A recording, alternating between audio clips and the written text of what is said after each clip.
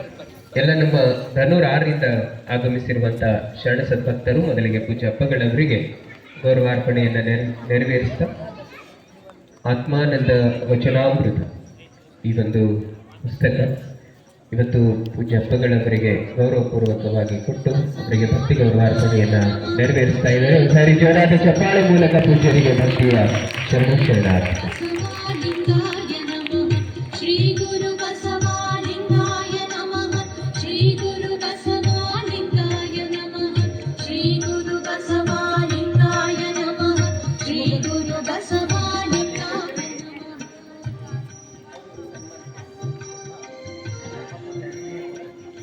ಆತ್ಮಾನಂದ ವಚನಾಮೃತ ಈ ಒಂದು ಪುಸ್ತಕದ ಲೇಖಕರಾದಂಥ ಜಾನಿಮಿಯಾ ವಿ ಮೌಸನ್ ಅವರು ನಿಜಕ್ಕೂ ಬಸವಣ್ಣನವರು ಹೇಳಿದ್ದು ಇವನಾರವ ಎನ್ನದೆ ಇವನಮ್ಮವ ಅನ್ನುವಂಥ ಮಾತು ಅದು ನಿಜಕ್ಕೂ ಇವತ್ತು ನಮ್ಮ ಜಾನಿಮಿಯಾ ಅವರು ಆತ್ಮಾನಂದ ವಚನಾಮೃತವನ್ನ ಲೇಖನೆಯನ್ನ ಮಾಡೋದ್ರ ಮೂಲಕ ಇವತ್ತು ಅವರು ಈ ಪುಸ್ತಕವನ್ನ ಹೊರತಂದು ಈ ವೇದಿಕೆಗೆ ಬಂದ ಪೂಜ್ಯರಿಂದ ಆಶೀರ್ವಾದವನ್ನು ಪಡ್ಕೋತಾ ಇದ್ದಾರೆ.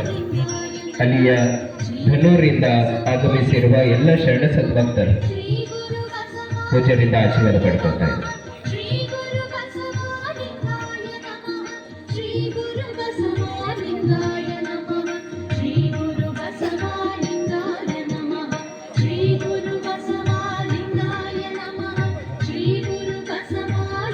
ಆತ್ಮಾನಂದ ವಚನಾಮೃತ ಈ ಪುಸ್ತಕ ಭಾಗ 1 ಜಾನಿಮಿಯಾ ಅವರು ಲೇಖಕರಿದ್ದಾರೆ.